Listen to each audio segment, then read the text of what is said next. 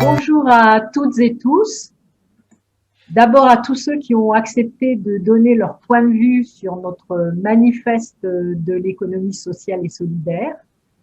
mais aussi à tous ceux, toutes celles qui ont décidé de regarder par YouTube ou par Facebook du Parti communiste cette prestation, ce marathon de 16 acteurs de l'économie sociale et solidaire qui ont accepté de dire leur point de vue sur notre manifeste. Nous sommes 20 auteurs et nous avons voulu réfléchir collectivement sur ce qu'est et ce que pourrait être l'apport de l'économie sociale et solidaire au dépassement du capitalisme dont on voit bien aujourd'hui combien il est néfaste. Nous avons essayé de décrire ce qui s'apparente à du communisme déjà là. Nous en avons évalué les obstacles à son développement et nous avons regardé comment développer, comment améliorer l'économie sociale et solidaire pour aller dans le sens d'une véritable alternative. Moi, je suis content que vous m'ayez invité, hein, et je suis content d'avoir entre les mains ce manifeste parce que je pense qu'il est extrêmement important que toutes les organisations politiques à la veille de l'échéance majeure que sera l'élection présidentielle de 2022 nous disent quelle est leur conception et leur espoir pour l'économie sociale et solidaire. Moi, je considère que l'élection de 2022 va être une élection fondamentale. J'espère qu'on arrivera à sortir des sempiternels débats sur les problèmes de la sécurité, de l'immigration et autres problèmes qui empoisonnent le débat politique, parce que je pense véritablement qu'on est rentré dans une période pour notre pays, mais également pour l'humanité tout entière, qui est une période particulièrement grave. Et on le voit bien avec cette pandémie qui nous a tous surpris, mais j'ai l'habitude de dire qu'on va trouver un vaccin à la pandémie, sans doute, mais qu'on ne trouvera pas de vaccin au dérèglement climatique. Et les problèmes de destruction des milieux naturels deviennent tellement graves que je pense que si en 2022 il n'y a pas une réflexion fondamentale sur le modèle de développement à adopter pour notre pays, eh bien ce sera une élection qui n'aura servi à rien et qui ne fera que reporter des échéances extrêmement graves, parce que je crois qu'on est véritablement sur un volcan. L'humanité et la planète sont sur un volcan. Le réchauffement climatique, la disparition des espèces, la montée des eaux, paradoxalement la raréfaction de l'eau potable, tout ça pose des problèmes absolument terribles, dont je ne sais pas comment ils vont être résolus, parce que je ne vois pas de réponse politique à la crise du modèle de développement capitaliste, et en particulier accentuée par le néolibéralisme. Et puis cette crise écologique, ça a été dit avant moi, se double également d'une crise fondamentale de la démocratie. Et donc je pense que vraiment en 2022 il faut poser ces problèmes-là,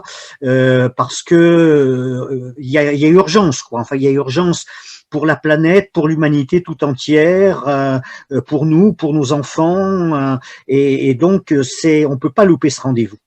Alors, moi j'ai été très surpris de voir la qualité du manifeste pour conception communiste de l'économie sociale, et il se trouve que ce livre est sorti en même temps que le mien. Alors, le mien c'est celui-là, c'est Économie sociale et solidaire pour un nouveau modèle de développement. Il y a des similitudes dans nos approches qui sont assez troublantes. Alors, je voudrais simplement rappeler, pour faire un tout petit peu d'histoire, hein, mais il y a beaucoup de gens autour de notre web là qui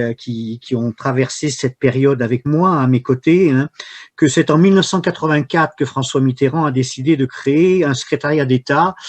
chargé de l'économie sociale et du développement local, ce qui n'est absolument pas neutre, hein, dans la dénomination, puisque c'était un moyen de rapprocher deux concepts qui jusqu'alors semblaient totalement différents l'un de l'autre. Or, l'économie sociale, la plupart du temps, elle est née du local, hein, c'est parce que il y a eu des problèmes que les mutuelles, des problèmes sur le plan local que les mutuelles sont nées. Les coopératives ont également souvent des racines locales, les associations, n'en parlons pas, c'est bien évident, et donc ce lien entre économie sociale et développement local, affirmé en 1984 dans un secrétariat d'État qui était directement rattaché au Premier ministre et donc qui lui avait par là même un poids considérable, et en tout cas qui n'avait pas l'ambiguïté d'être rattaché à Bercy, parce que je vois pas comment l'économie sociale qui essaye de proposer précisément une alternative à l'économie dominante peut,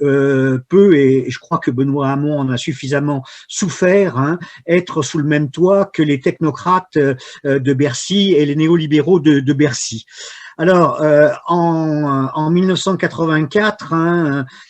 outre de poser le problème du développement local comme étant une réponse à la crise du capitalisme national français qui était en cours, hein, dans les années 80 avec la disparition des charbonnages, de la sidérurgie, des chantiers navals et du textile, hein, il était posé le problème de la recomposition de ces tissus économiques, hein, et par des initiatives locales et par le développement des territoires. Et j'avais d'ailleurs lancé, hein, l'ancêtre des PTCE, puisque j'avais essayé de lancer 50 opérations de développement local partenarial qui ont d'ailleurs souvent perduré et qui ont permis de regrouper autour d'un projet de territoire l'ensemble des acteurs économiques, administratifs, sociaux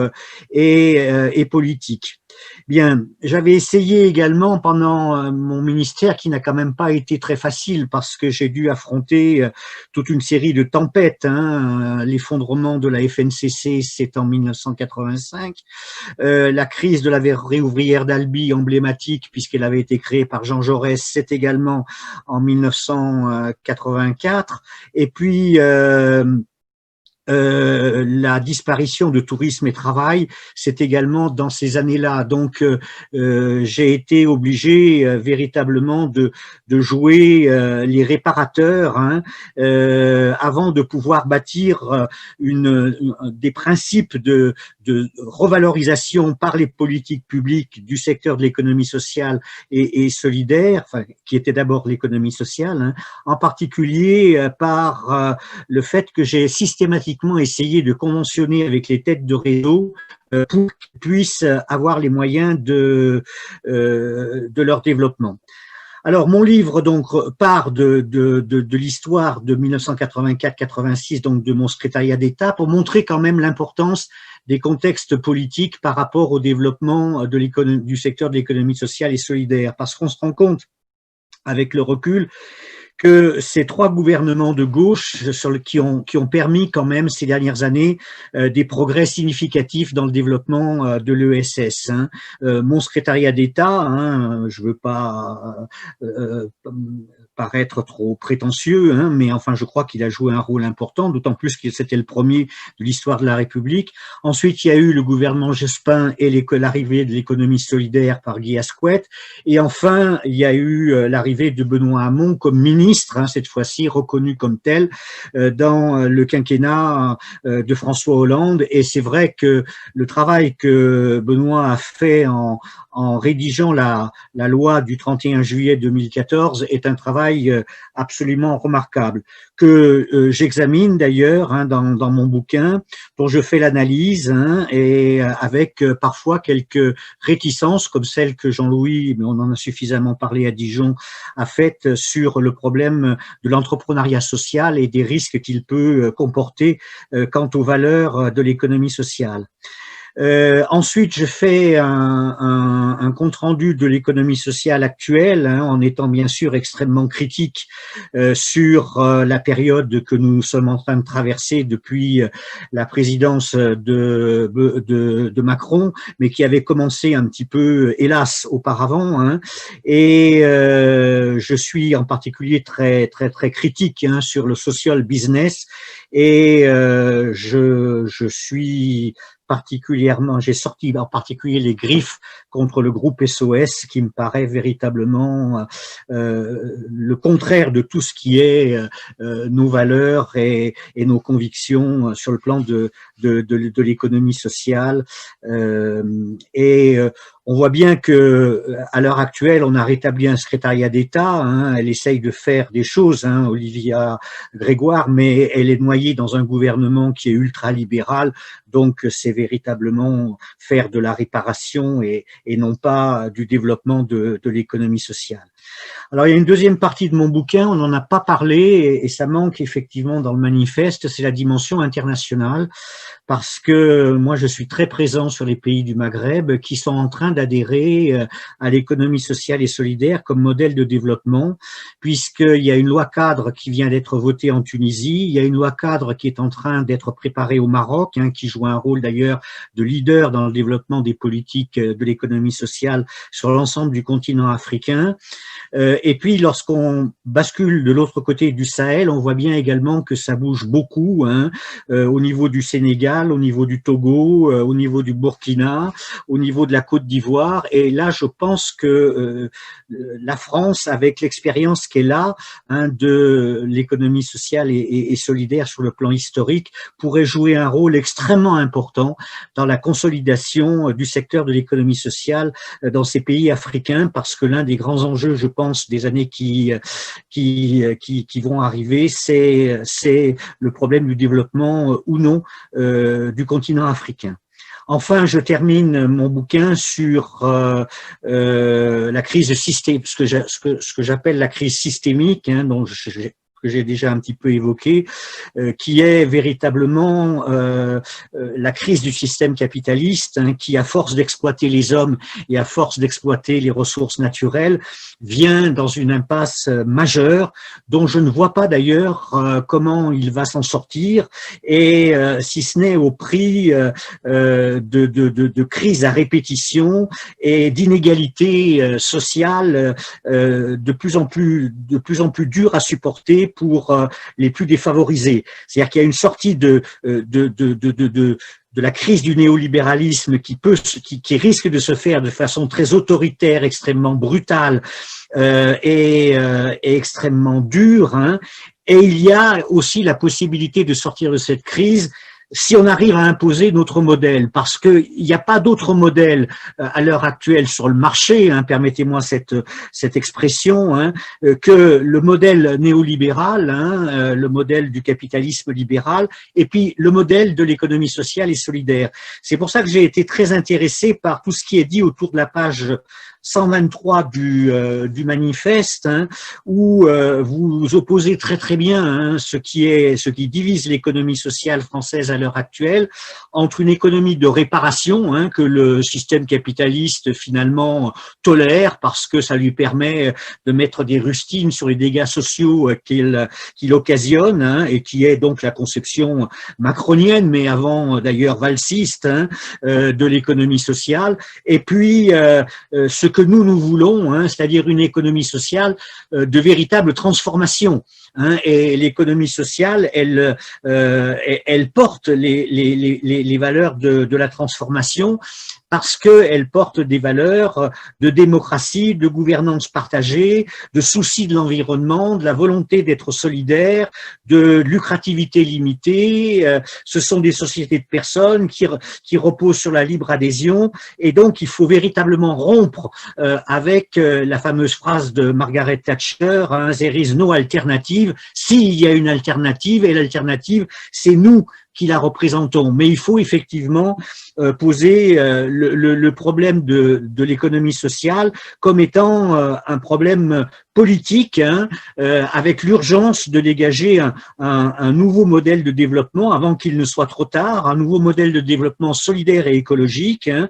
qui passe par consommer autrement, produire autrement et échanger autrement. Alors consommer autrement, ce sera pas très difficile, hein, parce qu'on voit bien qu'on est rentré dans une société de l'inutile, de l'obsolescence programmée, il faut consommer à tout prix, et on voit bien tous les débats ridicules qui ont eu lieu ces dernières semaines, hein, sur le problème du Black Friday, sur le problème, enfin bref, il faut absolument que les gens consomment, hein, même si ce qu'ils consomment c'est de l'inutile et c'est même parfois de l'absurde. Consommer autrement, donc ça sera relativement, ça peut être mis en place très très facilement, en particulier sur le plan agricole. Produire autrement, nous sommes porteurs, hein, d'un projet de produire autrement qui ne met pas le profit au cœur de la démarche entrepreneuriale, mais qui permet d'entreprendre autrement, hein, avec une volonté que l'entreprise serve au bien commun, serve à l'ensemble de la société, serve